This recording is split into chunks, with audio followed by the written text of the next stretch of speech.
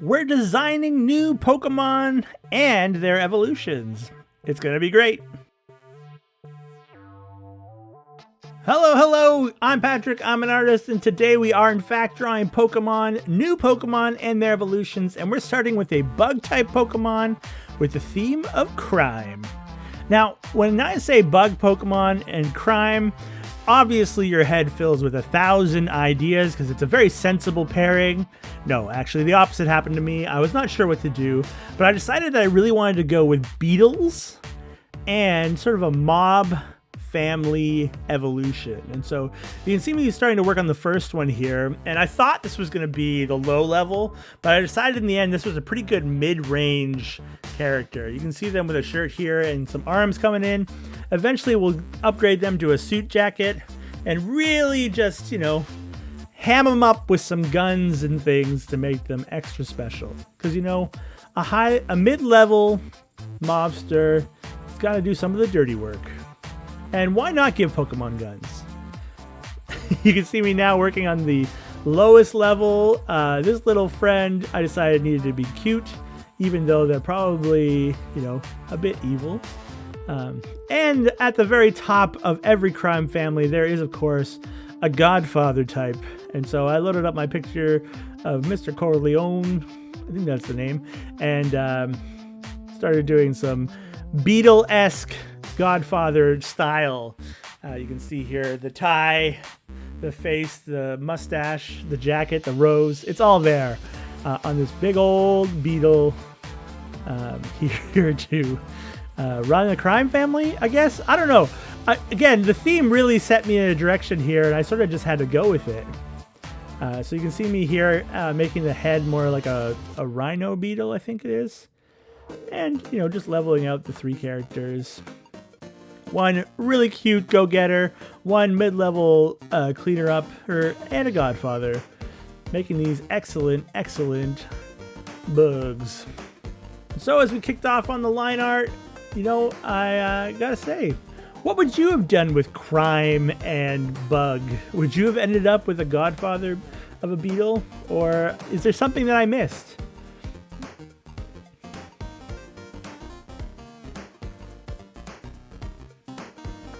I do love drawing sort of bugly arms and shapes. There's something nice about the way that the limbs are all segmented that really makes it easier to sort of pull together those bug ideas. And you can see here the simple line art on that character really comes together nicely. As we move up, of course, we got to get our mid-level guy dressed here. I figured the loose tie was the best thing to do and to really just sort of make it happen. As if he's, too busy to do up his tie or too tired from doing crime. And you can see now as we get to the Godfather himself, we are excited to get these shapes on here and really pull together this Godfather of a bug. There was, of course, the matter of naming these creatures. It was easy to name the first 2. The little guy, I decided to go with Beatnik, because I thought that was cute.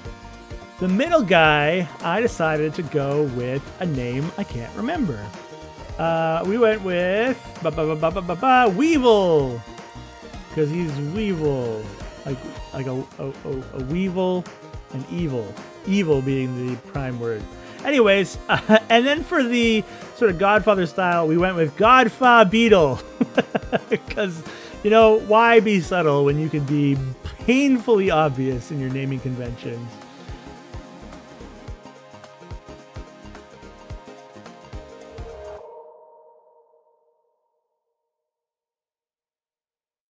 Our next Pokemon to be created was a fire ground type with a dinosaur volcano theme. And you're saying to yourself, that's a lot of stuff. Well, we decided we wanted to go with more than one theme and more than one type just to expand our prospects.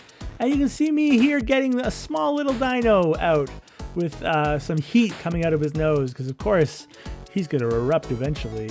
We did decide to put an egg on his head too, implying that he's born out of an egg and then he ultimately, that egg stays on his head until he evolves to the next phase of his existence. You see me trying to do some spikes. I don't really like them. we ultimately do land on that idea of an egg because I think it is super, super cute. For now, though, we're going to move up our evolution chain, and I'm starting to work on some dinosaur-like sketches. I went with a sort of triceratops shape with a very low head, because of course I don't want to do just a normal dinosaur. I want to do a unique one. Oh, and I forgot that there was a ground type, so I just put him in the ground to start, because that makes sense. So we got this really fun dinosaur shape in here, and I thought, well, we still need to get some volcano vibes. So I went with volcano holes along their back as the sort of Stegosaurus-esque fins? Spikes? I don't know what they're called. Blades that go along the back. And of course his feet are pushed into the ground. And we're feeling quite good about this as we get to our final evolution, the big boy in this family. And I just love this one. I can't wait for you to see how he turns out. So I decided to go for some big forms on this guy just to really push how cool he could look. And so you can see me here extending him up and over the core body, keeping that low head that we had in the last one, and really trying to get a fun dinosaur dragon-y head so that it can ultimately be the badass in the family. So you can see me sort of nudging around here. And then, of course, the volcanoes need to be erupting, gotten bigger. And so you can see those getting put along his back. And yeah, I really love how this one turned out. One of my absolute favorite Pokemon I've ever designed. All three of them are a lot of fun, but I like the big one particularly. I think I don't go with this splashing out volcano stuff as much. I go with something, but not quite so dramatic. Yeah, little nubs. Perfect. What kind of Pokemon would you like to see in the future? Are there themes or types that you would love to see me give it a try to? I'm happy to do this kind of thing again. I really enjoy Pokemon. I like their art style and I like drawing them. So if you have any ideas, feel free to throw them into the chat below and I will happily take a look at them. So you can see now we're moving into our line art. This is where I'm going to make the ultimate decision about the egg on the head for this one and come up with some names for these wonderful Pokemon. So we decided to go with Steggy for the little one, like Stegosaurus, Steggy, and then put the eggshell on because there's the word egg and Steggy. So you can see me getting that in here now. He's such a cute little character. And you know, you always got to start with cute and move towards monstrous in Pokemon. And that's what we did. Once Steggy was together, it was time for us to get working on the next evolution up. Get our dirt in here and then start refining the line art just ever so much more. And really, the sketch is quite good for my own taste. So it means that I didn't have to do a lot of extra refining, that he could ultimately just start working on the core shapes that I had and really just get going, which makes for a fun drawing process, right? If you don't have to do too much refining by this point, you know you're in for a treat. And once again, I can't remember the middle character's name, but I think I write it down in just a second here. Because we got Steggy. Of course, we got smoke coming out of their various pores and holes. But what could we name this one? Bum, bum, bum. I'm excited as you are because I can't remember, even though I literally rendered a version of this. Pyroplate. Pyroplate. What a great name because of the like volcano plates on their back. And of course we got to move on. Oh, look at that. We decided to move Pyroplate up and call him Fissure instead. Fissure is a good name. I like Fissure. Well done, Past Me. You are very creative. This is a weird sort of self-aggrandizing in the audio commentary today. Oh well. What's your favorite dinosaur? I always liked the one with the big ball on the tail because I thought that was cool as a fighting move when I was younger.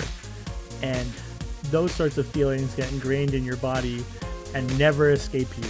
So yes, I think he's cool, and I've always thought he's cool. And so that's why this guy has a cool spiky tail, because that's what I like in my dinosaurs. But you know, Jurassic Park has certainly taught me that dinosaurs can be really cool no matter what their size or shape or connection to reality. They're just really fun things to look at. And there we go. I think we've got our line art done on our lovely friends Steggy and Fissure and Pyroplate. And these lovely Pokemon will be coming to you shortly in the final reveal.